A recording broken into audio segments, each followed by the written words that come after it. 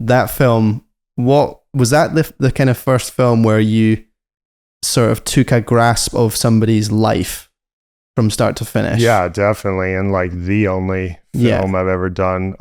What was that responsibility like? It was gnarly, man.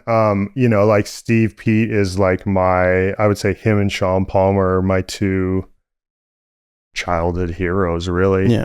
And so,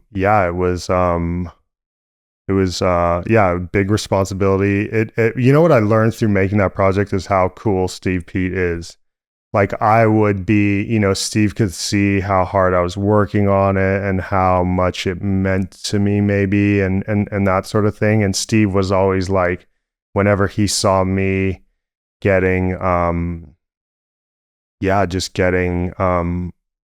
I don't know, maybe taking it too seriously or something. Steve was always just like, "Oh, don't worry, mate, you're killing it." You know what I mean? I don't remember exactly what he would say, but I think to other people as well, does that make sense though? Yeah. He was like more like don't overthink had more it. Confidence in me than I had in myself. But to other people, it's literally witchcraft. That's what I've kind of learned over the years is like people don't understand how you can take some footage, go away, and then the thing pops out at the other end and it looks like as it does. So I'm presuming he had seen parts of it at that point.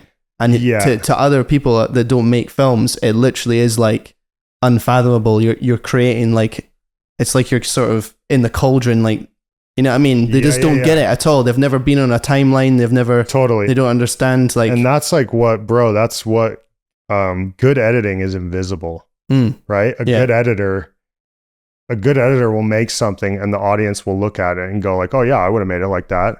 Of course you're going to make it like that." Yeah. You know what I mean? But they don't see the, you know, hours of footage that didn't make it. They don't see a lot of stuff. So I think but there is a style that kind of comes through though.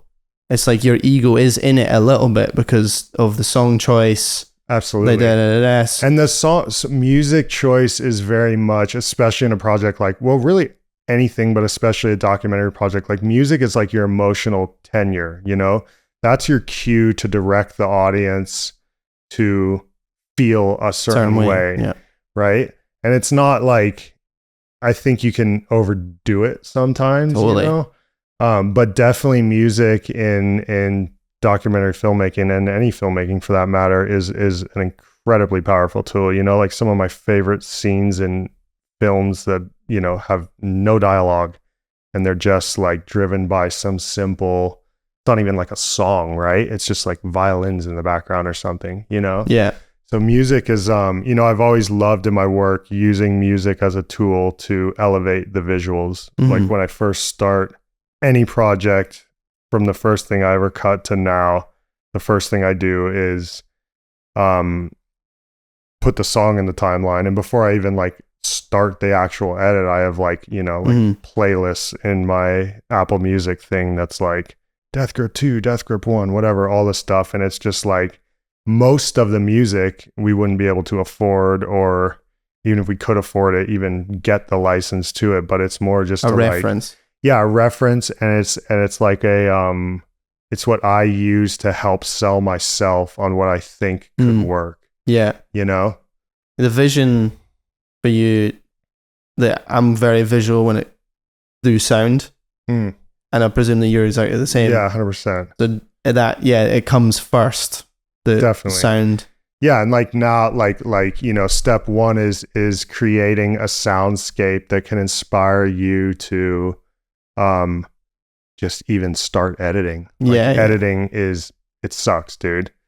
It's not like editing Death Grip 2. I'm like, oh, I can't wait to sit in front of the computer for 12 hours. It's a lot easier than maybe like some commercial project, but it's still 80% heavy lifting. It's still 80% trying to find that one GoPro shot that you knew existed, right? There's still but then it gets, do you enjoy some bits of it? Like, I do. Some parts for me, it's when you get to the last exactly 20%.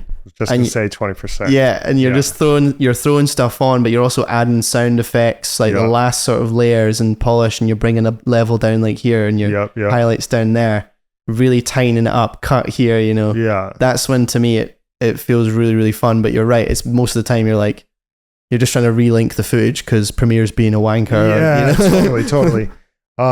Yeah, and I mean, and even like going back to Won't Back Down, like I'm like definitely proud of that project, you know, like, but if I were to watch it now, like I've learned that came out 2014, so 9 years ago that came out. I've learned a lot in the last 9 years where like, say, I think that film was like an hour and 40 minutes ish. Yeah. Like I bet now I could tighten that project up where it was just over an hour and it would be so much better. Yeah, right. Like to me, like that's such a mad period of time. Like I've not even been making films for that length of time. Yeah, well, I've been, you know, I turned 39 2 days ago. Dude, you're looking good. Thanks, looking buddy. good for 39. Yeah, 39 2 years ago, and ever since I was 17, I've been a freelance filmmaker. Wow. Okay. Yeah, that was one of my other questions. If you enjoyed this content, please give us a like and subscribe. If you want to listen to the full thing, it's available on all of your favorite audio podcast platforms, including YouTube. And yeah, thanks for listening. Thanks for supporting. Let's get it.